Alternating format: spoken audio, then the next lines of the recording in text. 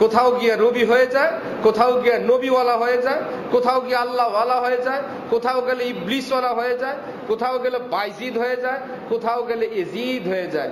এই জন্য ইবলিস বলে ওইদিকে মেহনত করার আমার বেশি প্রয়োজন নেই। কিন্তু রব্বুল আলামিন আমাদের জন্য এত রহমান, এত রহিম, তিনি ব্যবস্থা রাখছেন। তোমার জীবনটা মিক্স, তো কি করবা তুমি সিদ্ধান্ত নাও। আল্লাহ আমি তো খালেস আপনার হইতে চাই, তুমি যদি তওবা করো আমি ওয়াদা করলাম আমার পছন্দের বিপরীত যা কিছু আছে আমি আল্লাহ তোমার জীবন থেকে সব মিটাই দিয়ে দিব। তুমি প্রস্তুতি নাও। ইবতিদা করনা হ্যায় মুশকিল, ইন্তেহা মুশকিল নেই, কাম কো খুদ কাম পৌঁছা দেতা হ্যায় আঞ্জাম। তো কদম উঠাইলেই রব্বুল আলামিন সেখানে পুরস্কার দেন। বীজ মাটির নিচে ফেললেই গাছ আল্লাহই উঠায় দেন। ওই গাছ নিজেই বড় করেন, ফল নিজেই দেন। কত জায়গায় কত গাছ আমরা সেবা যত্ন করি নাই, এভাবেই নিজে নিজেই ফল হয়েছে। হ্যাঁ, কেউ একটু গাছ লাগাইছে, বাকিটা আল্লাহ করছেন। ঠিক একটু শুরু করলে বাকিটা আল্লাহই করেন। আলহামদুলিল্লাহ, আলহামদুলিল্লাহি ওয়া কাফা ওয়া সালামুন আলা ইবাদিহিল্লাযীনা ইসতাফা, আম্মা বা'দ। ফাআউযু বিল্লাহি মিনাশ শাইতানির রাজীম। বিসমিল্লাহির রহমানির রহিম। আলা বিযিকরিল্লাহি তাতমাইন্নুল কুলুব। সাদাকাল্লাহু মাওলানাল আযীম। وقال رسول الله صلى الله تعالى عليه وسلم: ألا إن في الجسد مضغة إذا صلحت صلح الجسد كله وإذا فسدت فسد الجسد كله ألا وهي القلب أو كما قال رسول الله صلى الله تعالى عليه وسلم। মোহতারাম মুসল্লিয়ানে কেরাম, আমি আল্লাহ পাক রব্বুল আলামিনের পবিত্র কালামের এক অংশ বিশেষ তেলাওয়াত করলাম এবং হযরত রাসূলুল্লাহ সাল্লাল্লাহু আলাইহি ওয়াসাল্লামের একখানা হাদিস শরীফ পাঠ করলাম। আল্লাহ পাক কোরআন শরীফ এবং হাদিস শরীফের পরিপূর্ণ নূর আমাদের সকলকে নসিব ফরমান।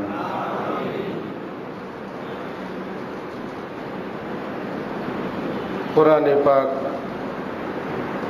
এবং হাদিসে পাকের সহিহ ইলম আল্লাহ পাক আমাদের সকলকে নসিব ফরমান। আমাদের সকলকে আল্লাহ ওয়ালা হওয়ার তৌফিক দান করেন।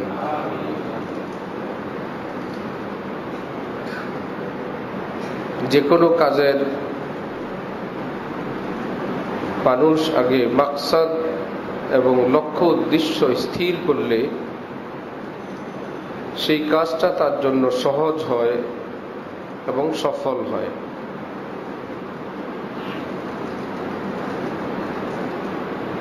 লক্ষ্যহীন কাজ, যেই কাজের কোনো টার্গেট নাই, লক্ষ্য নাই, উদ্দেশ্য নাই, সেই কাজ মানুষ সারা জীবনও যদি করে তারপরেও সে জানে না সে কতটুক অগ্রসর হইল, কতটুক বাকি আছে। আর যদি সে 10 মাইল দূরের একটা মঞ্জিল স্থির করে, এই 10 মাইল পথ আমাকে অতিক্রম করা লাগবে, তাহলে সে তার গন্তব্যকে স্থির করলো। 2 কিলোমিটার চলার পর সে বুঝতে পারবে আমার 8 কিলোমিটার বাকি আছে।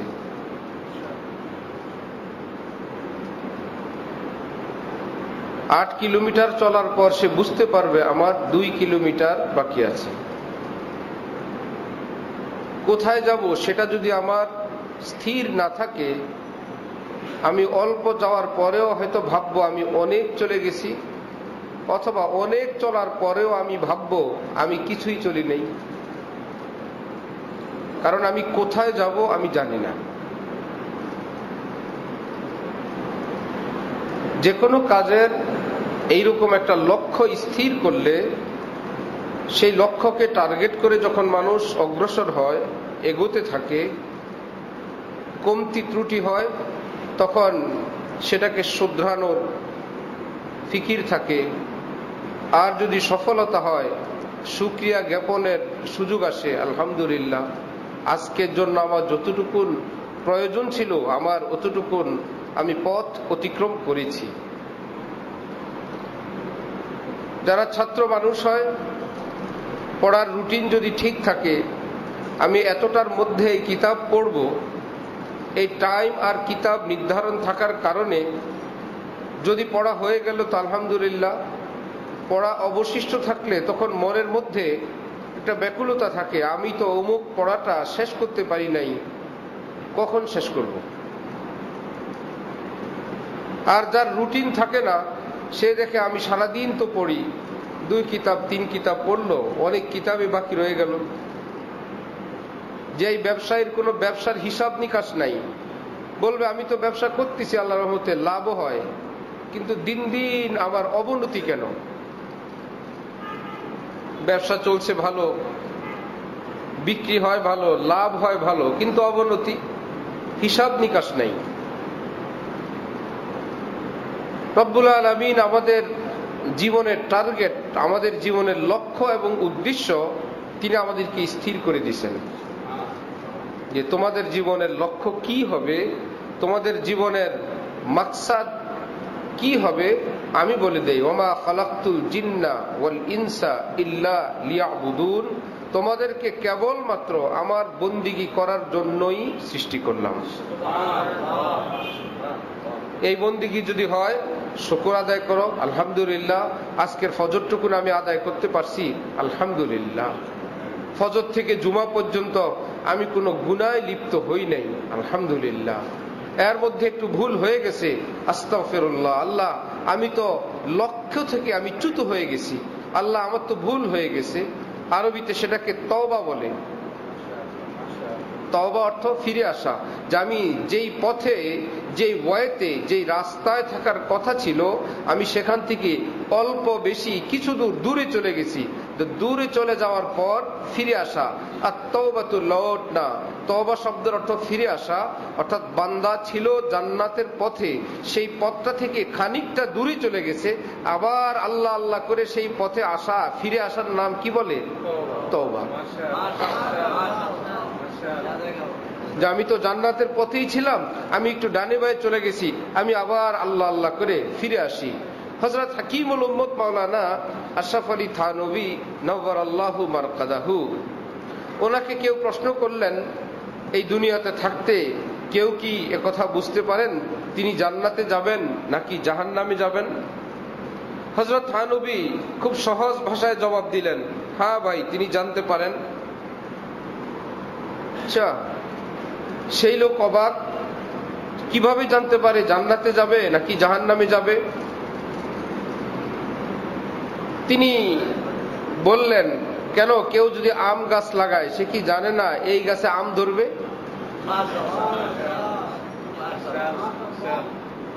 এই যে ভবিষ্যতের সংবাদটা সে দিল, এটা কি যে অসম্ভব সংবাদ দিল না সম্ভব? জাম গাছে কি আঙ্গুর ধরবে না জাম ধরবে? তেঁতুল গাছে প্রস্তুতি যেমন ফলাফল তেমন।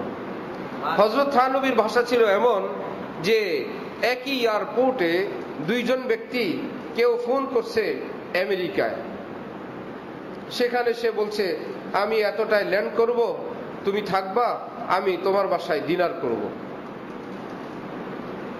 ঠিক পাশে একজন বসে একই এয়ারপোর্টে ফোন করতেছে জিদ্দায়, যে তুমি গাড়ি নিয়ে আসবা, আমি আর দেরি করব না, সোজা মক্কা শরীফ চলে যাব, গিয়ে আমি আগে উমরাটা সেরে ফেলবো। ভাই, একই দেশের এয়ারপোর্টে পাশাপাশি বসা, কেউ বলতেছে সে রাতের খাবার নিউ ইয়র্কে খাবি গিয়ে, আরেকজন বলতেছে আমি সোজা এসে কাবা শরীফ যাব। এই 2 জন ভবিষ্যৎবাণী দিচ্ছে কিভাবে? ভবিষ্যতের কথা তো কেউ জানে না, আমি আগামীতে কোথায় যাব কেউ জানে না। না, জানে না মানে সুনিশ্চিত জানে না। হয়তো বা আমেরিকাওয়ালা রাস্তায় মারাও যেতে পারে, জিদ্দাওয়ালা মক্কাওয়ালার এয়ারপোর্টে মৃত্যু হয়ে যেতে পারে। নিশ্চিতভাবে কেউ বলতে পারে না অনুমান করতে পারে যে যে আম গাছে আম ধরবে, জাম গাছে জাম ধরবে, এটা আমাদের টার্গেট, কিন্তু নিশ্চিত না, অনেক গাছে ধরেও না। গাছটা আম গাছ কিন্তু আম ধরে নাই, জাম গাছে জাম ধরে নাই। এই কারণে বান্দার এই কথাগুলো একদম ইয়েকিনি বলা যায় না, কিন্তু জন্নে গালেব, যে প্রবল ধারণা যেটা, সেটা হয়ে যায়। ঠিক ওই দুই ব্যক্তি, হযরত থানভী বলেন, যার টিকেট, ভিসা, পাসপোর্ট, প্রস্তুতি, এয়ারলাইন্স, পাইলট, সমস্ত কিছু আমেরিকার, সে বুঝতেছে আমি যদি সহি সালামতে থাকি, আল্লাহ যদি আমাকে নেন, হায়াতে বাঁচলে সবকিছু ঠিকঠাক থাকলে আমি আমেরিকা যাব। অপরজন ভাবতেছে আমারও তাই, আমি যদি সবকিছু ঠিকঠাক থাকে আমি ইনশাল্লাহ মক্কা শরীফ যাব। ঠিক এই পৃথিবীর এয়ারপোর্টে বসে বসে ইমানদার, সুন্নতওয়ালা, নামাজওয়ালা, দিনওয়ালা, আল্লাহ রসুল সাল্লাল্লাহু আলাইহি ওয়াসাল্লামের মোহাব্বতওয়ালা, জিক্র মুনাজাতওয়ালা, পরোপকারওয়ালা, সেও বসে বসে অপেক্ষায় আছে, ইনশাআল্লাহ আল্লাহ নিলে জান্নাতে যাব, ইনশাআল্লাহ আল্লাহ নিলে জান্নাতেই যাব। ইমানদার আমল করে আর কি মনে করে জাহান্নামে যাব? কোথায় যাব? ইনশাআল্লাহ জান্নাতেই যাব, ইনশাআল্লাহ জান্নাতে যাব। কেমনে যাব? আমাদের জোরে আমরা যাব না, আমাদের আল্লাহ আমাদেরকে নিবেন আশা করি। তিনি নিজেই তো বলছেন তিনি রহমান, তিনি রহিম। তিনি নিজেই বলছেন যে কেউ যদি তোমরা আমার দিকে আধা হাত হাঁটো, আমি এক হাত হাঁটি। কেউ যদি আমার দিকে আস্তে আস্তে আসো, আমি জোরে জোরে আসি। কেউ যদি আমার দিকে জোরে জোরে হাঁটো, আমি দৌড়ে দৌড়ে তোমার দিকে আসি। তুমি যতটুকুন আগাও তার চেয়ে বহুগুণ বেশি আমি আগাই। তাহলে বান্দা নিজের জোরে জান্নাতে যাবে না আল্লাহর দয়ায় যাবে? তো দয়ায় যাওয়ার জন্য তিনি যে লাইন বলছেন, ঈমান। হাকিমুল উম্মত মাওলানা থানভী বলছেন, মুমিনরা শোনো, ভয় পাওয়ার কিছু নাই। যত শক্ত ওয়াজ, বয়ান, বক্তৃতা, ফতোয়া শুনো, ঠিক আছে, নিজ নিজ জায়গায় সেই বয়ান তো ঠিক আছে, বাকি এইটুকুন সুসংবাদ শুনে রাখো, নবীজি বলছেন যার সিনায় ঈমান থাকবে আল্লাহ পাক তাকে জান্নাত একদিন না একদিন দান করবেনই করবেন। অবশ্যই অবশ্যই আল্লাহ পাক তাকে জান্নাত করবেন, মান দান করবেন। মান কানা আখিরু কালামিহি লা ইলাহা ইল্লাল্লাহ দাখালাল জান্নাহ। যে কালিমা পড়তে পড়তে দুনিয়া থেকে বিদায় নিবে, নবীজি বলেন সোজা জান্নাতে চলে যাবে। আরেক হাদিসে তো আরো কঠিন কথা, যে হযরত আবু যর গিফারি রাদিয়াল্লাহু তাআলা আনহু নবীজিকে বলতেছেন, মান ক্বালা লা ইলাহা ইল্লাল্লাহ দাখালাল জান্নাহ, যে ঈমানদার হবে জান্নাতে যাবে। হযরত আবু হুরায়রা বললেন, ওয়া ইন জানা ওয়া ইন সারাকা, ঈমানদার যদি চুরি করলো, জিনা করলো, ভয়ঙ্কর কোনো অপরাধ করলো, চরম থেকে চরম, জঘন্য থেকে জঘন্য কোনো পাপে লিপ্ত হলো, একদিকে ঈমান আছে আরেকদিকে জঘন্য কোনো পাপও তার জীবনে আছে, এই ব্যক্তির কি হবে? নবীজি জোশে রহমতে এতটা ছিলেন, রহমতুল্লিল আলামিনের রহমত তখন উপচে উপচে পড়তেছিল। তিনি বললেন, আরে মিয়া, কোথায় রইল ঈমান আর কোথায় রইল তোমার গুনাহ? জাহাজের মধ্যে কেউ যদি একটা ব্যাগ ঝুলে দিয়ে টেনশন করে, আল্লাহ জানে এই ব্যাগের ওজনে জাহাজটা উঠতে পারবে কিনা।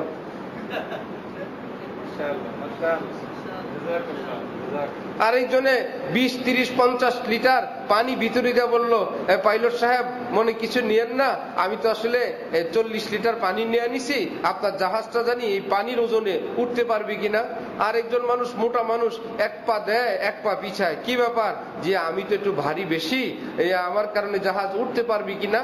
পৃথিবীর জাহাজকে আল্লাহ পাক এমন ক্ষমতা দিছেন যে মাটির দিকে আকৃষ্ট করে টেনে রাখে মানুষের ওজন, জাহাজের ওজন, লোহা, পিতল, তামার ওজন, সবগুলো মানুষের খাদ্য খাবারের ওজন, কত কিছু, সেগুলোর টান কি উপরের দিকে না মাটির দিকে? সবগুলো চায় কেবল চাই পাতাকে মাটিতে ফেলবে। জাহাজের ভিতরে এমন এক ক্ষমতা সৃষ্টি করা হয়, স্টিম পয়দা করা হয়, ওই পাওয়ারের সামনে এগুলো নাথিং হয়ে যায়, কিছুই হয় না, সব কিছুকে উড়ে নিয়ে একদম আকাশে উড়ে চলে যায়। আল্লাহর কসম, ঈমানকে আল্লাহ পাক এমন এক ক্ষমতা দান করছেন, পৃথিবীর সব জাহাজের যত ক্ষমতা, ঈমানের ক্ষমতা আর অনেক বেশি। কোন গুনার গাট্টি তাকে আটকে রাখতে পারবে না, কোন গুনার গাট্টি আটকে রাখতে পারবে না, সব তছনছ করে ফেলবেন, ছিন্ন বিচ্ছিন্ন করে একটা একটা করে ছুটতে ছুটতে পড়তে থাকবে, আর থাকবে শুধু খালেস ঈমান। রব্বুল আলামিন বলবে, যাও এবার জান্নাতে চলে যাও। হয়তো পরকালে আযাবের মাধ্যমে ফ্রেশ হবে অথবা দুনিয়াতে তওবার মাধ্যমে ফ্রেশ হবে, যার যেভাবে ভালো লাগে। যে আমি পরকালে আযাব গজব সহ্য করে তারপরে ফ্রেশ হয়ে জান্নাতে যাব। আর কেউ যদি বলেন না আমি আগুন সইতে পারি তো না, আমি একটু গরমও সহ্য করতে পারি না, আমি রুদ্রও সহ্য করতে পারি না, আমি চুলার আগুনও সহ্য করতে পারি না, আগুনের কাছেও যাইতে পারি না, আমার ভাই এই আগুনের চেয়ে বহুগুণ বেশি পাওয়ারফুল আগুনের ভিতরে জ্বলবে কিভাবে? কুল্লামা নাদিজাত জুলুদুহুম বাদদালনাহুম জুলুদান গায়রাহা লিয়াযুকুল আযাব। জাহান্নামীদের সম্পর্কিত আল্লাহ পাক বলছেন, যতবার তাদের চামড়া জ্বলতে জ্বলতে জ্বলতে জ্বলতে জ্বলার অনুপযুক্ত হয়ে যাবে, আমি আল্লাহ তাদেরকে আবার চামড়া চড়ায় দিব, স্কিন দিব, চামড়া দিব, গোশত দিব নতুন। কেন? যাতে করে আগুন আবার গ্রাস করতে পারে। জ্বলতে জ্বলতে যখন আবার শেষ, কুল্লামা যতবার শেষ হবে আমি নতুন চামড়া দিব আবার জ্বালানোর জন্য। এটা সহজ না তওবা সহজ? চোখের পানি সহজ, তওবা সহজ, আল্লাহ আল্লাহ সহজ। আল্লাহর কসম, রব্বুল আলামিনের কাছে কেউ চাইলে তিনি ফেরত দেন না। রব্বুল আলামিনের কাছে চাইলে তিনি তাকে মাহরুম করেন না। নিজেই ঘোষণা দিয়েছেন, লা তাকনাতু মির রাহমাতিল্লাহ, তোমার এই ছোট্টখাটো ঘাটতি নিয়ে আমার ইমানের সঙ্গে তুলনা করো না। কোথায় রইল তোমার কি আর কোথায় রইল আমার কি? আরে ইমানের সামনে আমি আপনি জাহাজের সামনে 20-30 লিটারের ব্যাগ, কেজির ব্যাগ হিসাব করছি, ইমানের সামনে ওই জাহাজের গায়ে ধুলো আছে না, জাহাজের ধুলাবালি গায়ে লেগে থাকে না, গুনাহ হইলো ইমানের সামনে ধুলাবালি সমান। জাহাজের গায়ে ধুলা বালি ওই পানির ছিটার সমানো না ইমানের সামনে। রব্বুল আলামিন ইমানকে এতটা সম্মান, এতটা মর্যাদা দেন, কোরআনে পাক তিনি বলেন, ওয়ালা আবদুম মুমিন খায়রুম মিন মুশরিকিন ওয়ালাউ আ'জাবাকুম। যেই বান্দার বুকে ঈমান আছে আমি আল্লাহর কাছে তার দাম এই 7 আসমান 7 জমিন, এর ভিতরকার যত হীরা মণি মুক্তা জাওয়াহেরাত, যত ধন দৌলতের খাজানা আছে, এই পৃথিবীর সবকিছুর চেয়ে শুধু একজন ঈমানদারের ঈমান আমার কাছে বেশি দামি। যিনি খরিদ্দার তিনি যদি এত দামে খরিদ করার ঘোষণা কোরআনে পাকে দেন, ঈমানদার ভাইয়েরা আমাদের ভয় পাবো না সাহস করবো? ইনশাআল্লাহ আমাদের আল্লাহ আমাদের মাফ করিয়ে দিবেন ইনশাআল্লাহ। কিন্তু এই দুনিয়ার জাহাজে যদি কেউ ভুল করে বসে, কথা ছিল জান্নাতে সৌদির জাহাজ ভুলে আমেরিকার জাহাজ উঠে তো মধ্যখানে গেল, এখন সে বলতেছে ভাই আমি তো মক্কা শরীফ যাওয়ার কথা, জাহাজ কি ফেরত দিয়ে যাবো নাকি? বলবে আগে চলেন আমেরিকায়, ওখান থেকে আপনি যেখানে যাবার যায়েন, যা ঘটার ঘটে গেছে, বলবে কিনা? কিন্তু পৃথিবী থেকে দুনিয়া থেকে জান্নাতের দিকে আমার আপনার যে জাহাজ, এর তরিকা ভিন্ন,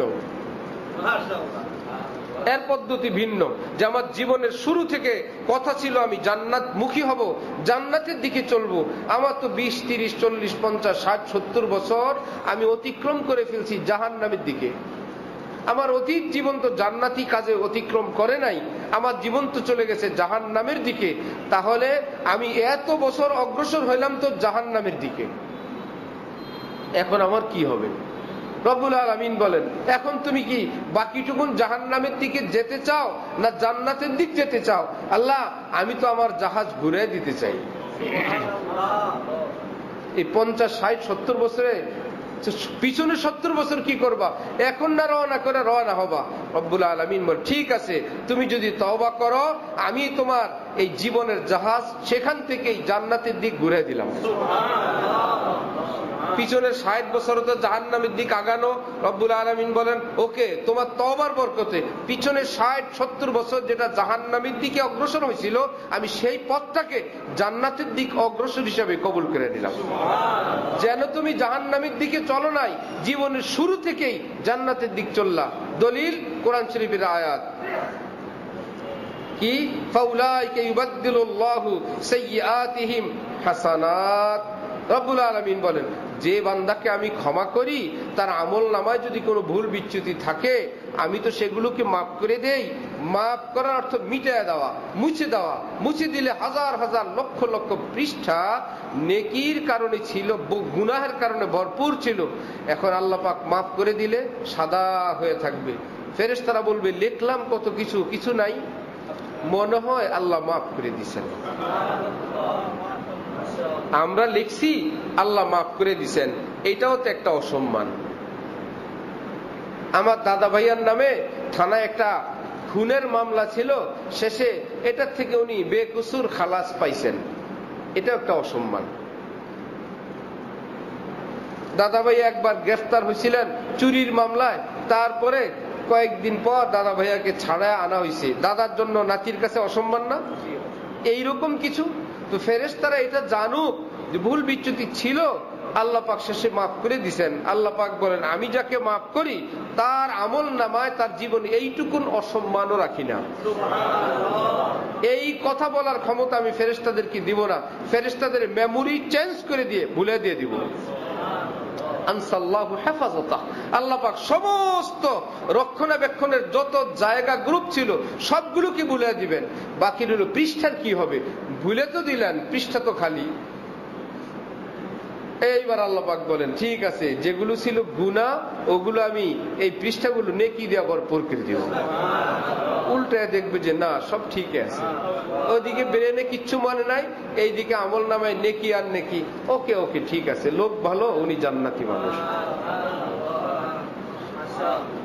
আল্লাহ পাক হেসে দিবেন, এক হাদিস শরীফে আছে আল্লাহ নিজে হাসবেন। মানে কিয়ামতের দিন আল্লাহ পাক বান্দাকে বলবেন তুমি এই গুনাহ করছো, আমি করি নাই। অমুকটা করছো, না আমি করি নাই।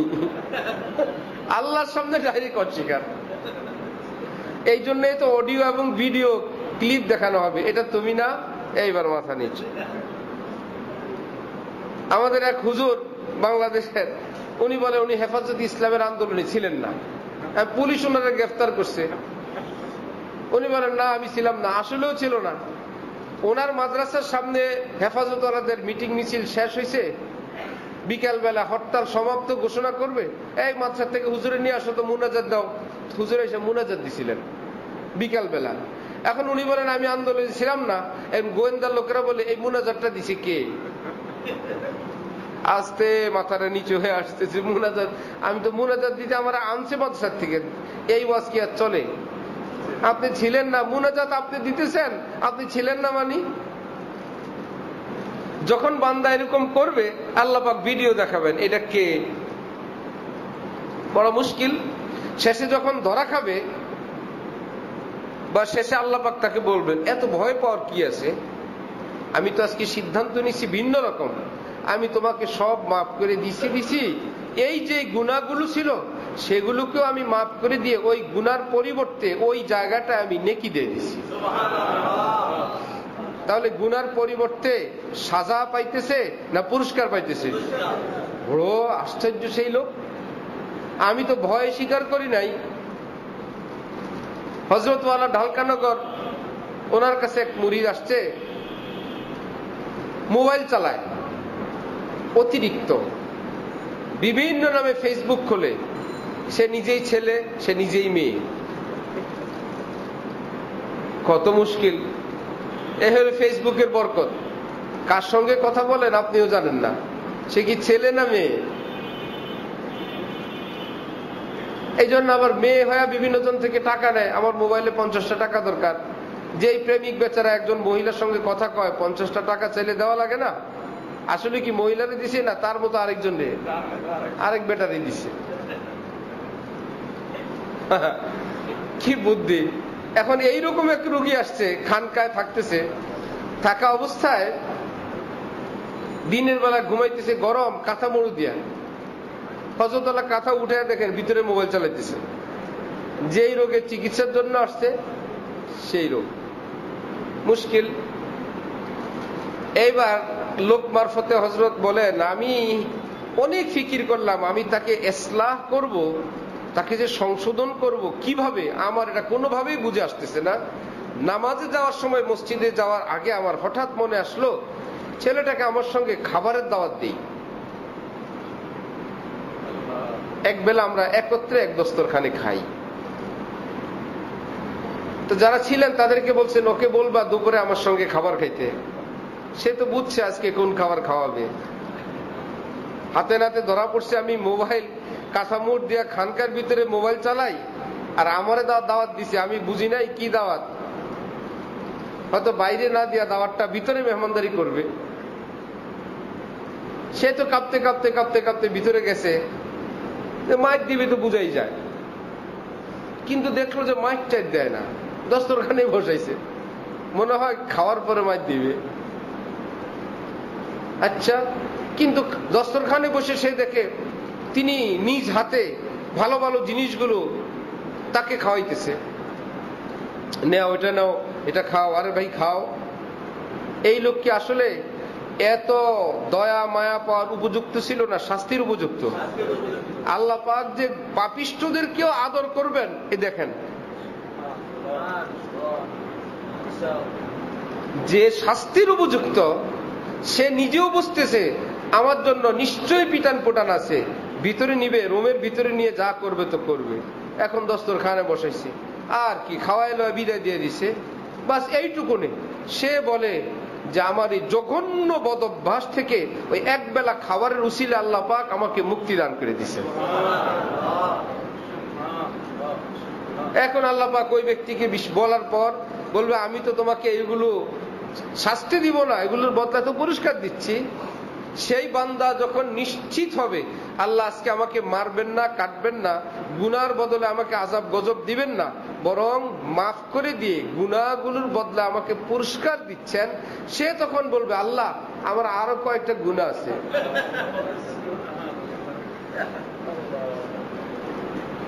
ওই গুনাহগুলো আল্লাহ পাক ইচ্ছা করে বাকি রাখবেন, যে দেখি কয়েকটা বলি, কয়েকটা রাখি।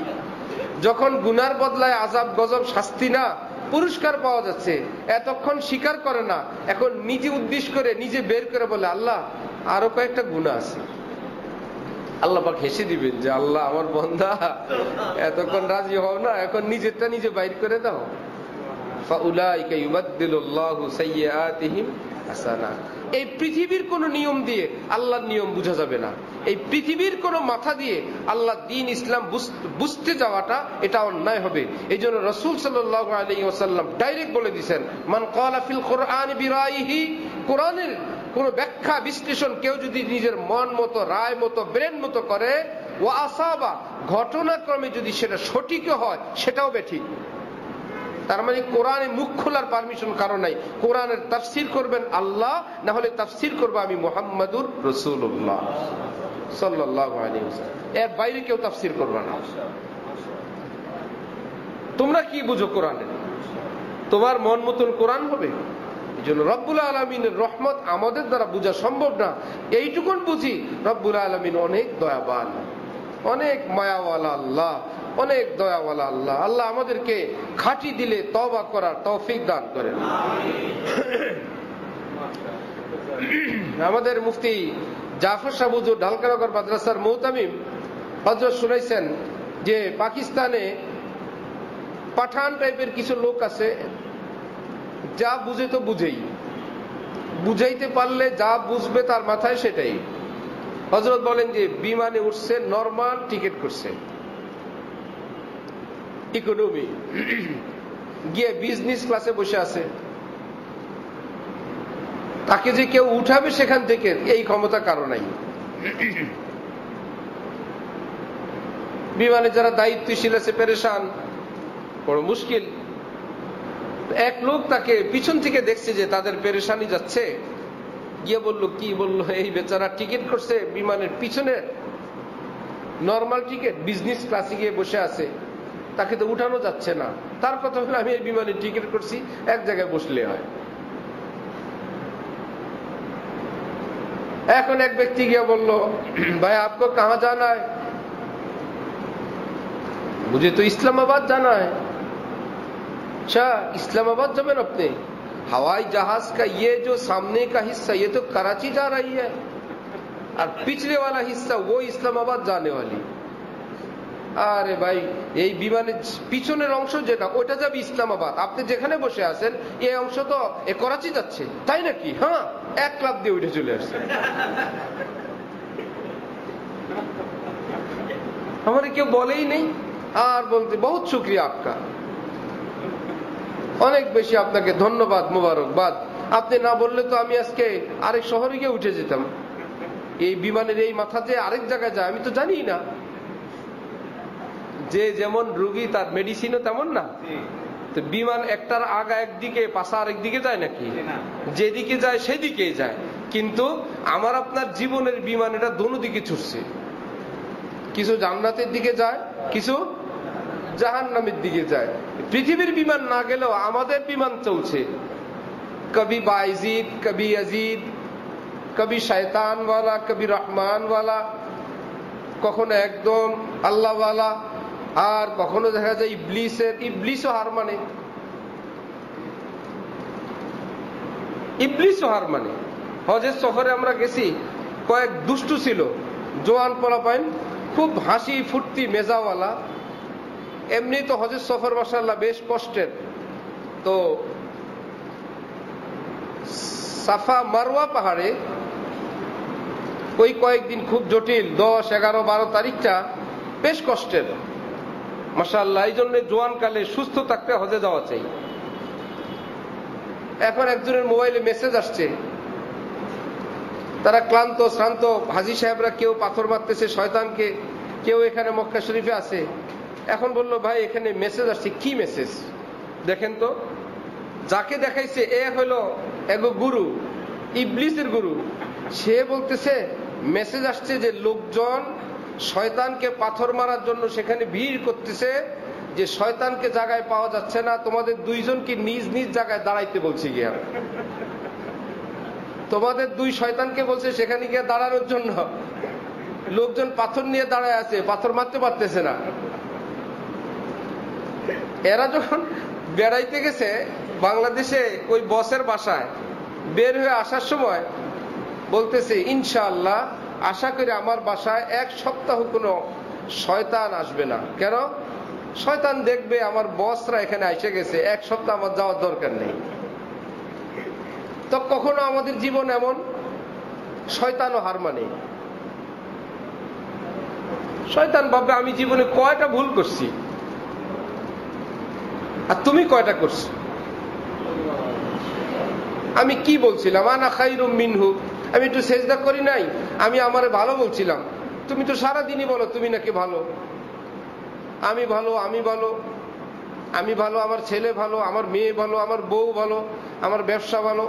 সব সময় তোমার মুখে তোমার ভালোর গল্পই শুনি। শয়তান কি এতবার ভালো বলছিল না? একবার বললেই গজব। আমি ভালো, এই মুখে কোনোদিন মিথ্যা আসে না। নিয়মিত মিথ্যা কথা বলে যেই লোক, সে আমাদের সামনে বলে আমি সব পছন্দ করি, মিথ্যা পছন্দ করি না, নিজে মিথ্যা বলে।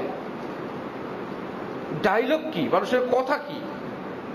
ওয়াদা খেলাফির লোক আমি দেখতে পারি না, তার মতন ওয়াদা খেলাফির লোকই কম আছে। সে বলে ওয়াদা খেলাফি লোক দেখতে পারি না। কিছু কিছু নেতার অবস্থা দেখেন না, দেশ প্রেম, দেশের ভালোবাসা, দুর্নীতির বিরুদ্ধে ওয়াজ, বক্তৃতা, এরপর পরবর্তী রেজাল্ট দেখেন না কিছু। দুর্নীতির কোনো প্রশ্রয় দেওয়া হবে না, জিরো টলারেন্স। আসলে আমরা তো এগুলো বুঝি না। ছোটবেলা গরুর গোশত কিনতে গেলে কসাইয়ের কাছে, আমাদের দেশের কিছু কিছু দোকানদারের কথা, সারা দেশ তো আর এখন এরকম না, সচেতন সবাই ভালো। তখন ওই অঞ্চলের কোনো কোনো দোকানদার এমন ছিল, আমি গেলেই বলতো এই হুজুরের ছেলে আসছে, ভালো করে দিস। এটা কি খারাপ কথা বলছে না ভালো কথা বলছে? বাড়িতে গোশত নেওয়ার পর আম্মা বলতো গোশত কিনে আনছো না হাড্ডি আনছো? কেন? বলে গোশতের ব্যাস অর্ধেকও হাড্ডি, তাও হাড্ডিও কেমন হাড্ডি। আমি বললাম কেন? আমারে দেখার পর তো গোশত দোকানদার বলছিল হুজুরের ছেলে আসছে, হুজুর মানুষ আসছে, ভালো করে দিস, টান দিয়ে দিস, একটু দেখে দিস। এই কথাগুলো তর্জমা ওই দোকানদাররা ভালো বুঝে, যেটা বেকুব আসছে, যত অকেজো হাড্ডি আছে তারই দিস। অর্থাৎ ধোকা খাওয়ার মতন একটা লোক আসছে, সহজ সরল একটা মানুষ আসছে, অথবা 6-9 করবে না, কথা বাড়াবাড়ি করবে না, যা দিবে প্যাকেট করে নিয়ে যাবে, এইরকম একটা লোক আসছে, যেগুলো আমরা সারাদিন জোগাড় করে রাখছি তারই দিস। ওই কথার তর্জমা ছিল ওইটা। দুর্নীতির প্রশ্রয় দিবেন না, চুরি করবেন না, একদম জিরো টলারেন্স। এগুলোর তর্জমা তফসির তো আর আমরা বুঝি না। আমরা তো দেশের সহজ সরল মানুষ, আমরা তো খুশি হয়ে গেছি। ইবলিস কি আমাদের চাইতে বেশি ভুল করছিল না অল্প করছিল? ইবলিস এখন আর এদিকে আসে না। এদিকে আমার যাওয়ার আর কোনো প্রয়োজন নাই, আমি অন্য এলাকায় থাকি, কারণ এদিকে আমার শিষ্যরা খলিফারা আমাকে ছাড়াই চলে গেছে। কখনো আমরা এরকম আরেকজনের হক খিলখিল করে খেতে কোনো আপত্তি নাই, আরেকজনকে বেইজ্জত করে হাসতে হাসতে হাহা করে হাসতেছে, আরেকজন মানুষ বিপদে পড়তেছে, আমাদের কোনো লজ্জা হয় না? কোন মানুষকে কবরে নামানো হচ্ছে, আমরা ভিডিও করতেছি, এক বিন্দু ভয় হয় না? কবরে নামাইতেছে, কেউ ভিডিও করতেছে, মারামারি করতেছে, কেউ ভিডিও করতেছে, কারো ঘর বাড়িতে আগুন লাগছে, যার সাধ্য সামর্থ্য যে নিভানো উচিত সে ভিডিও করতেছে, দুই লোক মারামারি করে একজন আরেকজনকে বেশি ক্ষতি করে ফেলতেছে, ভিডিও করতেছে, হাহা করে হাসতেছে। তাহলে ইবলিস আমাদেরকে দেখে হাসে না? আমরা কখনো এরকম, আবার কখনো একদম বুজুর্গ, একদম পিসাব স্টেজে উঠলে বিশাল, আমার শেখ হযরতওয়ালা ঢালকানগর, তিনি বলেন একই নেতা যখন রবি ঠাকুরের কোন জন্মদিন কিংবা কোন অনুষ্ঠানে যায় আর বলে রবি ঠাকুরের তার মন মানসিকতা সংস্কৃতি এবং কালচার অনুযায়ী আমাদের দেশকে এরকম ধর্ম নিরপেক্ষতার রূপে সাজে সজ্জিত করা দরকার। ভালো নেতা গেছে রবি ঠাকুরের কাছে, গিয়া দেশকে রবি ঠাকুরের ওয়াজ দিয়ে, আবার যদি 12ই রবিউল আউয়াল ওই নেতারে দাওয়াত দেয় আর বলে সর্বকালের শ্রেষ্ঠ নবী হযরত মুহাম্মদুর রাসূলুল্লাহ সাল্লাল্লাহু আলাইহি ওয়াসাল্লামের উত্তম চরিত্র অনুযায়ী আমাদের দেশকে মদিনা সনদে চালানো দরকার। একবার মদিনা সনদে চালায়, নবীর সনদে, আবার রবির সনদে। কি ব্যাপার? বলে আমি যখন যেখানে যাই আমি তেমনই, মদ খাইতে নিয়ে যাও আমি সেখানে আসি, নষ্টামিতে নিয়ে যাও সেখানে আসি, মহল্লার মসজিদের সভাপতির দায়িত্ব আমার বাইরে কেউ হইতে পারবে না। আবার ওনাদের এলাকায় কোনো ওয়াজ মাহফিল হইতে পারবে না, প্রধান অতিথি উনি ছাড়া, আসুক আর না আসুক, এবং সবার উপরে ওনার নাম শরীফ দিতে হবে। এমনকি পুরুষ হোক কিংবা মহিলা নেত্রী হোক, তার নামও আলেম ওলামাদের উপর দিতে হবে। আল্লাহর আযাব গজব যে আসে না, সবকিছুর একটা সীমা আছে। মসজিদে ইমাম যেই বয়সী হোক তিনি সবার সামনে বসবেন। গাড়ির চালক যত কম শিক্ষিতই হোক না কেন, চালকের মস্তদে তিনি বসবেন। পাইলটের পিছনে রাজা বাদশাহ যত বড় পদস্থ হন না কেন, পাইলটের ওই সম্মানজনক পদটায় ওই পাইলট বসবেন। যেই দিন যার বিয়ে, তার চেয়ে যত বড় উপযুক্ত লোক বিয়ে খেতে যাক না কেন, দুলামিয়ার জন্য যে বড় পাত এবং স্টেজ, সেখানে ওই রিক্সাওয়ালা ভ্যানওয়ালা দুলাই বসবে। ওয়াজ মাহফিলের চিফ গেস্ট, প্রধান অতিথি, ওয়াজ মাহফিল কি কোন নেতারে দিয়ে হয় না আলেম কি দিয়ে হয়? সবার উপরের নামটা কি নেতার হবে না আলেমের হবে? তুমি কে সে তোমার নাম উপরে থাকতে হবে? লজ্জাও হয় না? হ্যাঁ, তুমি এলাকার স্থানীয় প্রতিনিধি, সম্মানজনক ভাবে তোমার নাম যদি দিতে চায় দেখ, তুমি নিজের থেকে বলো খবরদার কোন আলেমি দ্বীনের উপরে যেন আমার নাম না যায়। এটা তোমার ইজ্জত দুনিয়ারও আখিরাতও। খবরদার আমার নাম যেন কোন আলেমি দ্বীনের উপরে না থাকে। না, ইচ্ছা করে 20টা মাহফিলে একটাও যায় না, বছরে 100,000 মাহফিলে 10টাও যায় না, নাম দিতে হবে সবটায় সবের উপরে। এখন এমন এক এলাকা, ওই জায়গায় দিতেই হয়। আমি সেখানে লোকদেরকে বলে দিছি, হয়তো দিবেন না, না আমি দিবেন না, অথবা নিচে দিবেন। আর যদি নেতার চেয়ে পাতি নেতাকে পাওয়ার বেশি, গ্রামের যে পাতি নেতা থাকে, ওই নেতা জানিও না তাকে নিয়ে কি আন্দোলন হয়। অনেক সিনিয়ররা এগুলো নিয়ে মাথা ঘামায়ও না। আরে ভাই কি হয়েছে, পাতি নেতারা নিজের গ্রামের মাহফিলে স্যারের নামটা উপরে দেয়া, ওই স্যারের কাছে ভালো হইতে চায়। আমাদের গ্রামের মাহফিল সারে আপনার নাম শরীফ উপরে, ওই পাতির কারণে পারা যায় না। ওই পাতিওয়ালাকে মেডিসিন আমি দিয়ে দিছি, পোস্টারের মধ্যে 2 লাইন পোস্টার করবা, এক লাইন আলেম ওলামাদের লাইন, আর এক লাইন নেতা খেতাগো লাইন। আলেমের উপরে কোন নেতার নাম উঠবে না। আলেমদের মধ্যে সিনিয়র জুনিয়র মেজো সেজো, ওনাদের লাইন ঠিক করো 2 সাইড। আরেক পাশে নেতাদের নাম ঠিক করো, চেয়ারম্যান সাহেব, মেম্বার সাহেব, অমুক সাহেব। এবার তাদের মধ্যে তাদেরটা ঠিক করো। তবু কিয়ামতে আল্লাহর কাছে আমরা বলতে পারবো, আল্লাহ কোন আলেমি দ্বীনের উপরে দুনিয়াদার কারো নাম আমরা লিখি নাই। বললাম যে আমি ছোট্টবেলা আমার শেখ হযরতওয়ালা ঢালকানগরের বাসার বাজার করতাম। পড়তাম, বিকেলবেলা বাসার বাজার নিয়ে আসো, শুক্রবারে সকালবেলায় পড়ালেখা শেষ, 8টা বাজে ছুটি, বাজার নিয়ে আসো। এখন হজরতের ছেলেরা বাসার থেকে বলতো এই লাগবে, ঠিক আছে আমি লিখতেছি, লেখা শেষ, হজরতওয়ালা বলতেন হইছে, কত টাকা লাগবে? 2000। দেখি কি লেখছো। এই লেখার মধ্যে যদি কোনো বানান ভুল হইতো, ওইটা ওই কাগজের মধ্যে উনি আবার ঠিক করে দিতেন। বানান ভুল হইলে ওটাকে আবার সম্পাদনা করে এর মধ্যেই দিতেন, এটাই হবে। আবার এরা বাসার থেকে লিখছে তরকারি লাগবে, একটা ফুলের ঝাড়ু লাগবে, যেই সিরিয়ালে বলতো আমি তো ওইভাবে লিখতাম, একটা ফুলের ঝাড়ু লাগবে, একটু পরে লিখলো গুড়া মাছ লাগবে, একটু পরে লাগবে শুটকি লাগবে, 2 কেজি গোস্ত নিয়ে আসবেন। আচ্ছা, তো হজরতকে ওইভাবে দিলাম। হজরত বলেন আরে ভাই ঝাড়ু গোস্তের উপরে উঠলো কেমনে, ঝাড়ু নিচে নামাও।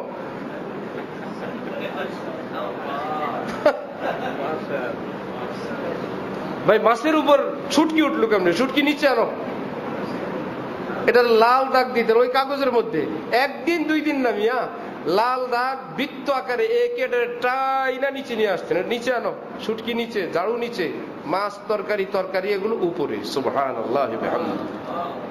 জীবনের একটা তরতিব আছে। কতগুলো কিতাব এক জায়গায় থাকলে তার একটা সিরিয়াল আছে না? কোরআন শরীফ, বুখারী শরীফ, মুসলিম শরীফ, ফতোয়া শামী, আলমগিরি, এবার কি করবেন? সবই তো ইসলামী কিতাব, সব কি যেভাবে রেখে দিবেন? সবার উপরে কি থাকবে? তারপরে বুখারী শরীফ, সবই ভালো, ভালোগুলোর মধ্যেও একটা সিরিয়াল আছে। ভাই কোরআন শরীফের উপরে কিছু হবে না, যত বড় বুখারী শরীফে হোক না কেন, কোরআন শরীফের উপরে রাখা যাবে না। আগে কোরআন শরীফ, তারপরে বুখারী শরীফ, সিরাত, ফিকহের কিতাব, তার মধ্যেও যদি সিরিয়াল থাকে, তুমি নেতা যদ্দূরই ভালো হও, কোন আলেম, কোন শাইখুল হাদিস, কোন বুজুর্গ আল্লাহ ওয়ালার চেয়ে তার উপরে উঠার কোনো অধিকার নেই। এক সাইডে থাকো। যাই হোক নাই হোক, কোথাও গিয়ে নবী হয়ে যায়, কোথাও গিয়ে নবীওয়ালা হয়ে যায়, কোথাও গিয়ে আল্লাহওয়ালা হয়ে যায়, কোথাও গেলে ইবলিসওয়ালা হয়ে যায়, কোথাও গেলে বাইজিদ হয়ে যায়, কোথাও গেলে এজিদ হয়ে যায়। এই জন্য ইবলিস বলে ওইদিকে মেহনত করার আমার বেশি প্রয়োজন নাই। কিন্তু রব্বুল আলামিন আমাদের জন্য এত রহমান, এত রহিম, তিনি ব্যবস্থা রাখছেন। তোমার জীবনটা মিক্স, তো কি করবা তুমি সিদ্ধান্ত নাও। আল্লাহ আমি তো খালেস আপনার হইতে চাই, তুমি যদি তওবা করো আমি ওয়াদা করলাম আমার পছন্দের বিপরীত যা কিছু আছে আমি আল্লাহ তোমার জীবন থেকে সব মিটাই দিয়ে দিব। তুমি প্রস্তুতি নাও। ইবতিদা করনা হয় মুশকিল, ইন্তেহা মুশকিল নেই, কাম কো খুদ কাম পৌঁছা দেতা হয় আঞ্জাম। তো কদম উঠাইলেই রব্বুল আলামিন সেখানে পুরস্কার দেন। বীজ মাটির নিচে ফেললেই গাছ আল্লাহই উঠায় দেন। ওই গাছ নিজেই বড় করেন, ফল নিজেই দেন। কত জায়গায় কত গাছ আমরা সেবা যত্ন করি নাই, এভাবেই নিজেই ফল হয়েছে। হ্যাঁ, কেউ একটু গাছ লাগাইছে, বাকিটা আল্লাহ করছেন। ঠিক একটু শুরু করলে বাকিটা আল্লাহই করেন। এই জন্য আমার ভাইয়েরা, যে যে জীবনের যেখানে আসি হিম্মত করতে পারবো না ইনশাআল্লাহ? আল্লাহ আমাদেরকে তৌফিক দান করেন। জীবনের গতি ঘুরানোর চেষ্টা করি। না জানে বুলালে পিয়া কিস ঘড়ি, তো রহ যায় তক্তি খাড়ি কি খাড়ি। হঠাৎ ডাক আসবে, এই পোশাকেই, এই চেহারা নিয়েই, এই জীবন নিয়েই হাজির হওয়া লাগবে। একটু জীবন গুছানোর চেষ্টা করি, আল্লাহ পাকের কাছে কান্নাকাটি করি। মানুষের হক থাকলে সেটা অবশ্যই পরিশোধ করে দেই। লিখে রাখি কে আমার কাছে কত টাকা পাবে, সাক্ষী রাখি অমুক আমার কাছে এত টাকা পাবে, যেন মৃত্যুর পরে এটা পরিশোধের কোনো রাস্তা থাকে। আল্লাহ তৌফিক দান করেন। ওয়া আখিরু দাওয়ানা আনিল হামদুলিল্লাহি রাব্বিল আলামিন।